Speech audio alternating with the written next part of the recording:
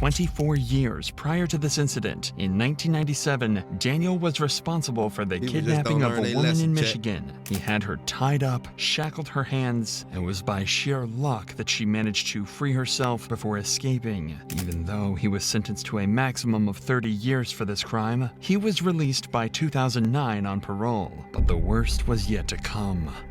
Sometime around 9 a.m. on August 27th, 80-year-old Edna leaves her home in Travelers Rest to look after a friend. Hours later, 911 dispatchers receive a concerning call. Greenville County 911, what's your emergency? A fitter was supposed to show up to be with my mom today. Her name is Edna Subtle, and she didn't show up. This is not like her. She shows up like clockwork. So something's wrong. But this call was only the beginning of a long chain of mysteries. As officers arrived at Edna Suttle's home for a welfare check based on these reports, they received no response. There were no signs of a break-in, and Edna was nowhere to be seen. However, when police asked Edna's son, he pointed out that $50,000 worth of jewelry was missing from the home. More importantly, though, her car was missing too. If the cops could find that, they might be able to figure out where she had gone. This meant that finding Edna's vehicle would be the most instrumental step in this investigation, as it would give a clue about her last known whereabouts. Immediately, a hunt for Edna's car began, and 6 days later, it was found abandoned in the parking lot of a hotel in Travelers Rest. I feel like if somebody do something, once again, how you gonna abandon the car? They gonna find it. You gotta burn that motherfucker, bro. You gotta set it on fire. They gotta blow the car up. You can't just take it to another city. If I do something in DC, I take the vehicle to VA and drop the vehicle off anywhere in VA. Eventually, they're gonna run into that motherfucker. Like, eventually, come on now. Like, I don't give a fuck if it's 5 years later. They're gonna run into that motherfucker. You gotta burn the car. Let that shit go. Done. Finished. Finito. Ashes. This was odd, as Edna lived close by and didn't need to stay at a hotel. A check with the staff also revealed that no one under the name of Edna was staying there. So to get to the bottom of this mystery, the cops decided to try and trace back Edna's movement using CCTV cameras starting from her home. At 9:30 a.m., a camera at a nearby pawn shop captures Edna leaving her home and driving towards a local Food Lion grocery store. 9 minutes later, Edna arrives at the store to pick something up. A man approaches the vehicle with 2 bags in his hand and sits alongside. Bro, look at the camera. Look at the cameras. That's why I love film. That's why I do film. Because look at this. It don't lie. It's telling the whole story. Who they at, when they left, all that heavy shit. This shit crazy. Without cameras, bro, it would be so many murders that don't get solved without cameras. Think about it. Think about it.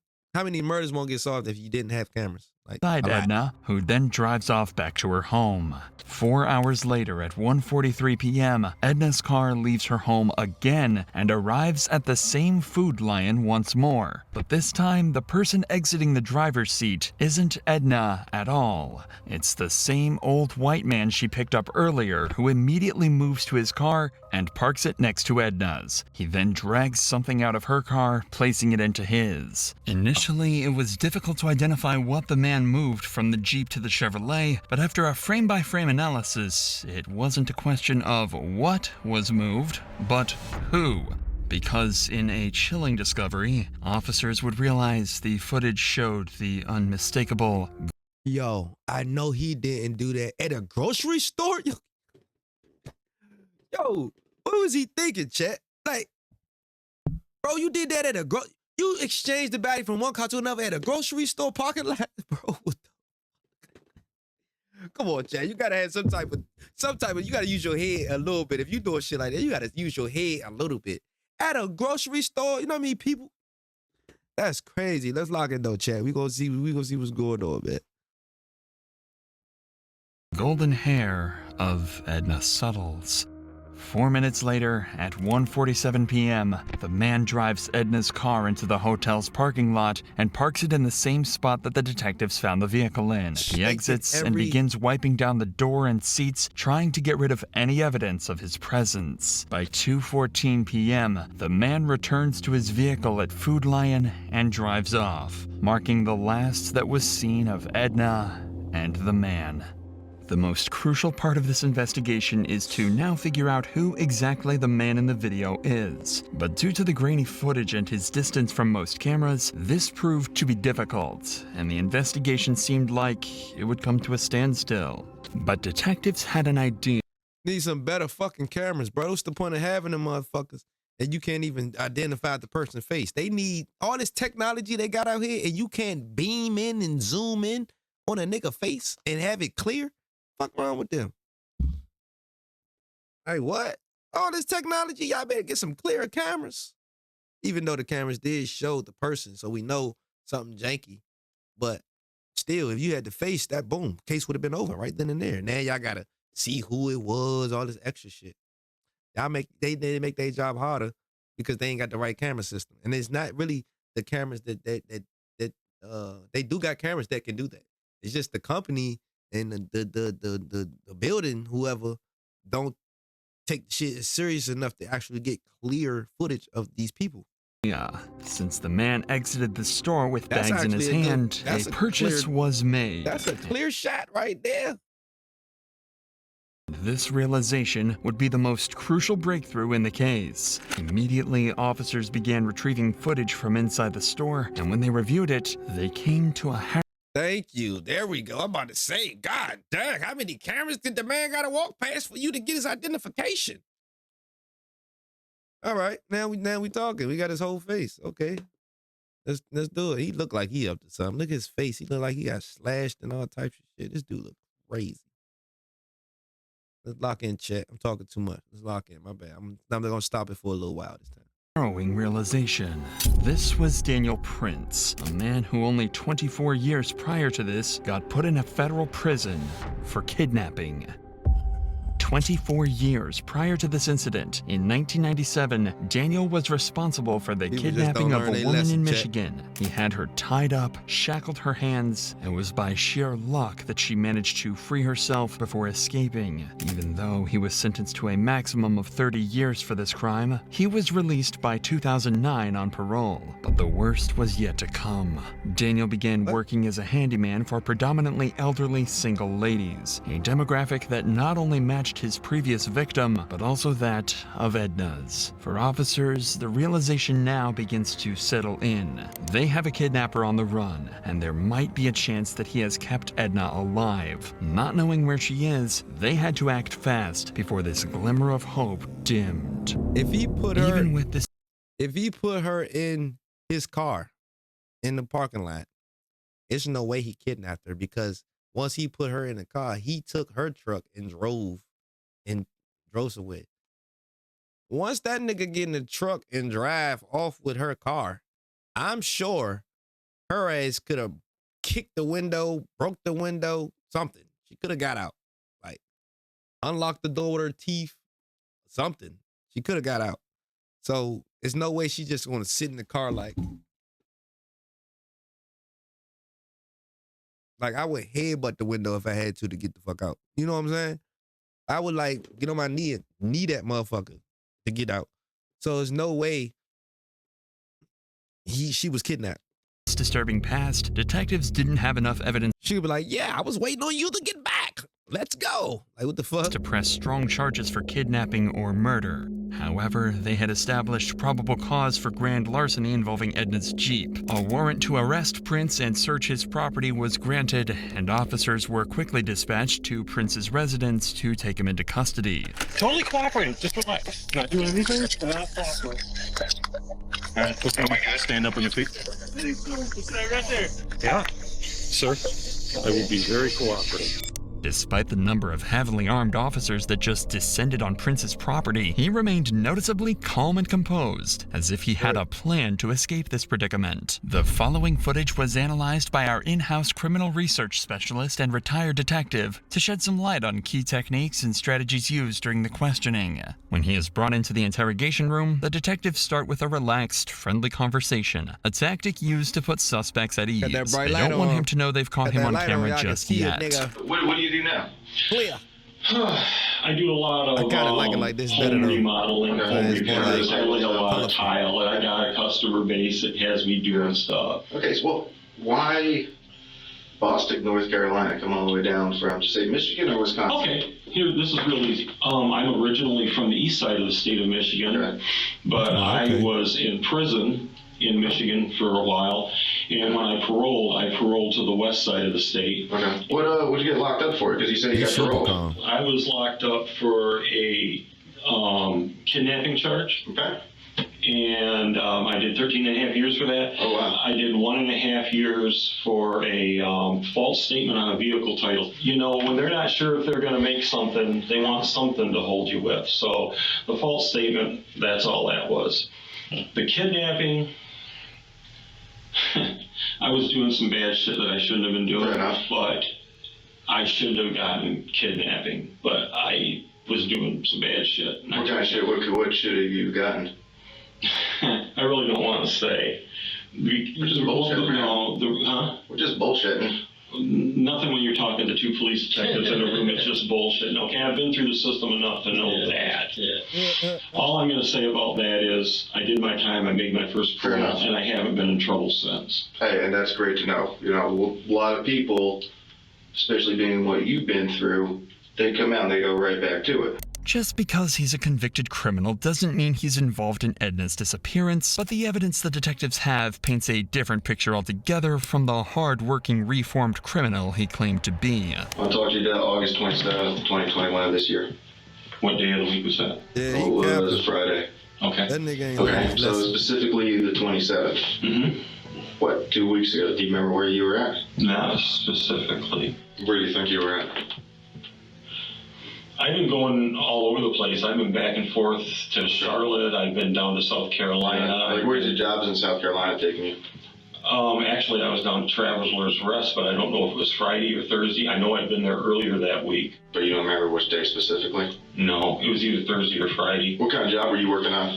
I wasn't. You wasn't. I wasn't. This lady had talked to me several times. I'd been down to her house 2 or 3 times. We kind of got to be friends. This woman has so many damn problems, mostly her daughter. She would call me and have me come down there. Okay. She said she needed to have money.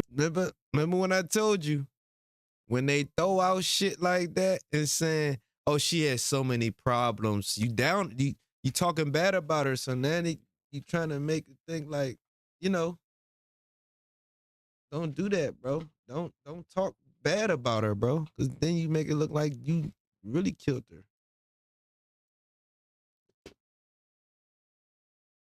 One point in time to help her daughter because her daughter was in jail.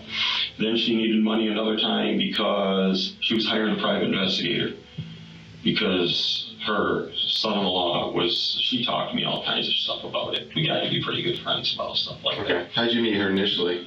Years ago, Okay. it was somebody giving me her name or number or my name and number. Here, the detectives are analyzing his behavior and allowing Prince to dig a hole for himself that he's going to struggle to escape from. When they reveal they know the truth, he's going to try and deny his guilt, even when the evidence speaks for itself. What you're telling us is that's not you on the 27th? Food line parking lot, Traveler's Rest? Something. Hey. You see how he sat up and threw them glasses on? Hold on, that's back of that. Evidence speaks for itself. What you're telling us is that's not you on the 27th? Food line parking lot, Traveler's Rest? Hey, good. People with glasses That's for not your you. shit. I ain't gonna lie, That's I wear me. glasses too, Where was but that? I get it. That Food makes- line, August Make sure I can 27th, see clear. 2021, 9:23, Okay. 22 seconds. Ringing a bell? Yep. Yeah, I went down to Food Alliance. Okay. Yeah. Yeah. So what were you doing down there that day? She wanted me to look at some stuff at her house, Okay. and She picked me up at Food Lion because she wanted me with her when she was gonna go meet some guy for. That ain't gonna work. That ain't gonna work. They got footage of you going to the goddamn grocery store by yourself. For private investigator. Okay. Yeah. Tell us about that. She wanted me to meet her down there. Okay. She was nervous because she says, I'm not sure I trust this guy. And she knows I've been in the military. And she says, will you meet me? She wanted me to see if this guy was going to meet her where he was supposed to meet her. Do you know where? There was a hotel lobby that he had finally said, meet me at the hotel. Okay. She says, drive up there and see if he's there. And I drove up there, and things are starting to sound really squirrely to me.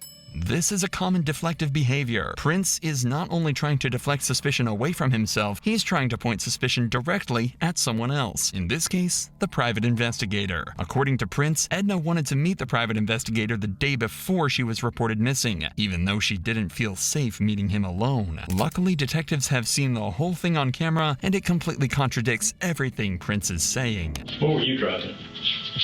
I was driving a blue car. Your wife's car or your car? My wife's car. So that's y'all coming down 25, you and her together?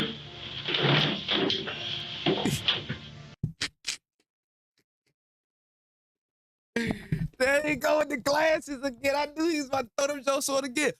Bro, just keep them on. Because they gonna keep showing you shit, bro. He keeps shaking like, bro, it's too funny. It could be. Because that's her car. That's about 1345 on the 27th. Okay. So you're with her there? Yeah. Okay. I guess. Yeah. I'm not saying yeah. I'm just saying that could be her. Yeah, here's a different angle. I mean, we've watched this car, right? Okay. Here's y'all in the hotel parking lot. Okay. Yeah. Oh, look. There's y'all backing in. Yeah. And a couple of different copies of it. Backing in. Yeah. Oh, look. You get out. Nobody else gets out. I told you that. You're walking around the car. Yeah. You wipe the entire car down. Because I was worried. You were worried. There's you walking across the parking lot in front of Little Caesars. Mm-hmm. And there's you. Bro, do they getting not back have into a whole your movie car of this and nigga? driving away. Oh, she's with me. Look, man. All I'm saying is, bro, you're caught. Is he caught, chat, or not? Is he caught? Too many cameras, too many angles. The story not adding up to the camera and to the footage they got, bro.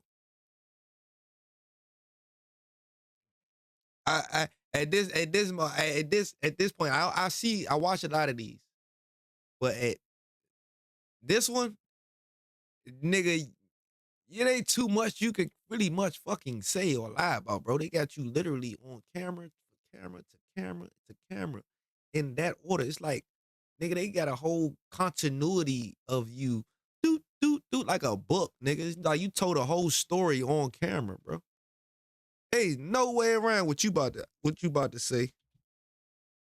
You are a good dude. I honestly do believe that you screwed up years and years ago. Prince seems visibly stunned by the amount of photographic evidence the detective is showing him, and even though it can't be refuted, Prince is going to try and lie his way out of it. But that's not the only evidence detectives manage to find along the way, as there's mud on the wheels of Prince's car, leading detectives to believe he drove off-road to either kill Edna or to dump her body. And this is when we arrive at the pivotal moment where Prince's story starts to fall apart. You're not a bad guy. Right? Nobody is saying that you're some evil, twisted dude. Mm-hmm. Okay?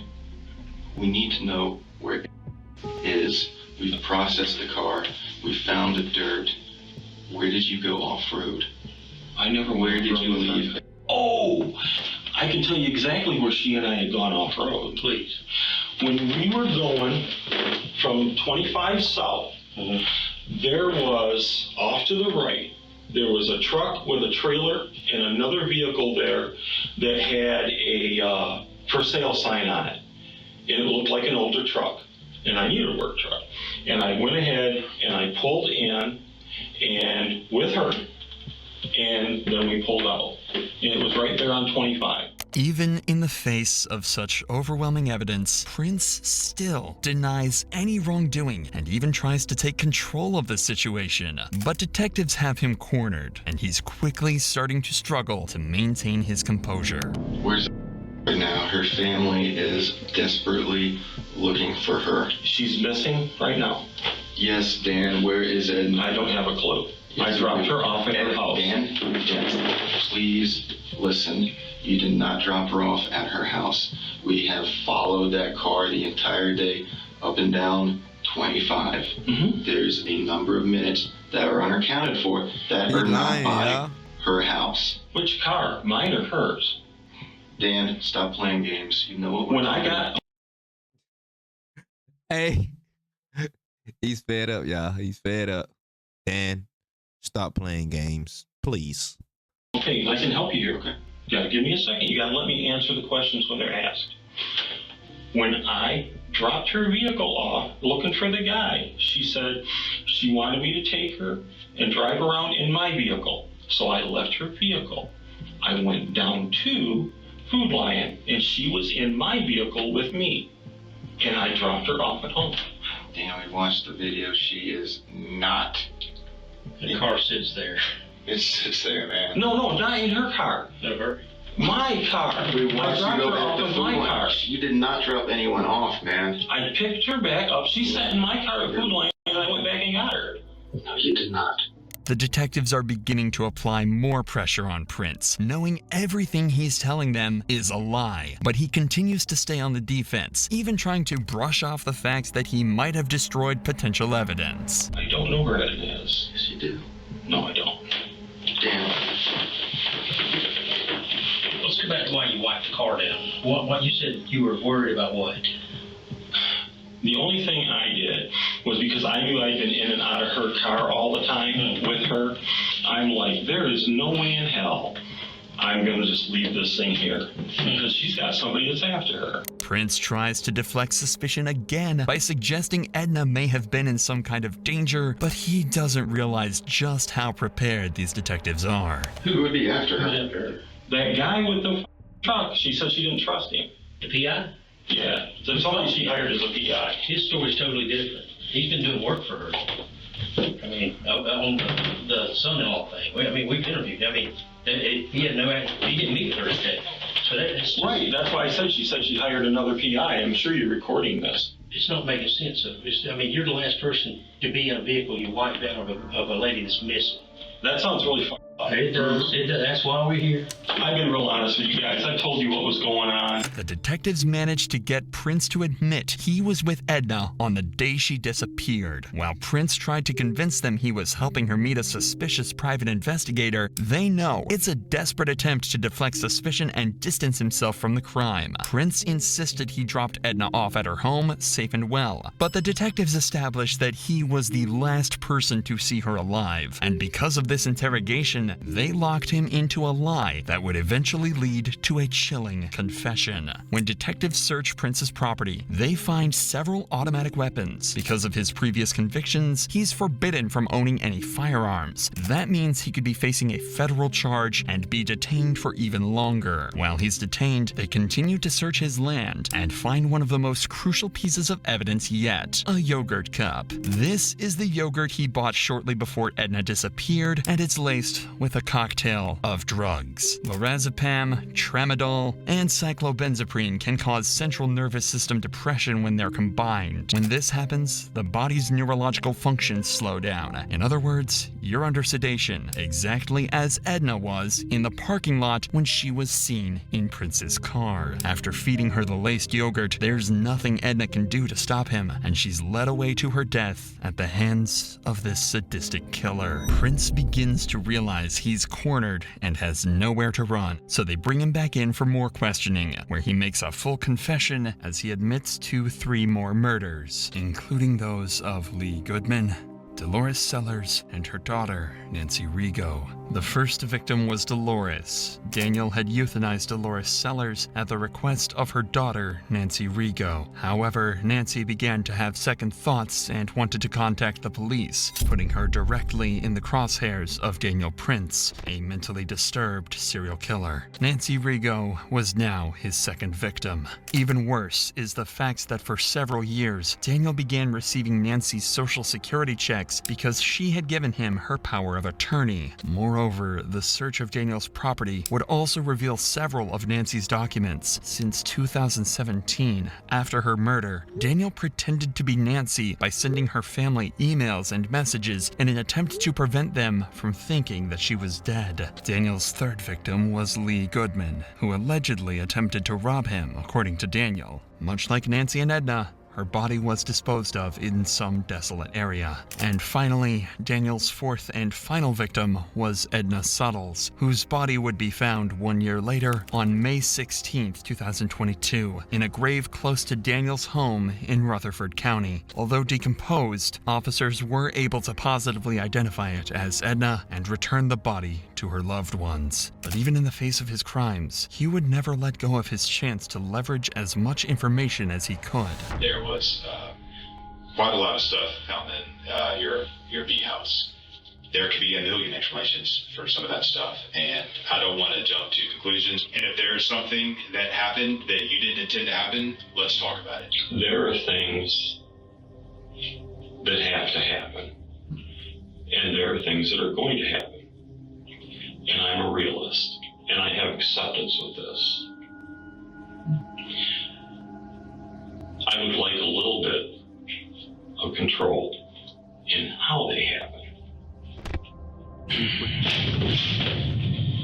If you tell them to turn that off, I will talk to you a little more freely. When they turn the cameras off, Prince makes a final attempt to take control and influence the outcome in his favor. Daniel Prince avoided a trial by making a deal with authorities. He would tell them about the location of Edna's body, and in turn, his case would go federal because of the better living conditions in federal prisons. Not only that, but he would also avoid the death penalty and instead receive a life sentence. One would think that the detectives were naive to turn off their cameras and not record Daniel's confession, but unbeknownst to Prince, the investigators keep the backup audio recording running after shutting down the camera. This is the chilling confession he made. Okay, let's put it this way. A person I was very good friends with wanted to do something to put someone basically out of their misery that was very closely related to them. That's one body. That person started having an extreme amount of guilt over this and decided they were going to go tell what had happened. That's the second body. There's a third body that I did not kill, and I knew that they'd be getting Social Security disability for the rest of their life. So I got rid of said bodies, for example, so that I could continue to use the card. By any chance, while he's getting all this squared away, can you just help me get that closure for Edna's family? Not until I have this. I clam up like a clam if this doesn't go federal for everything.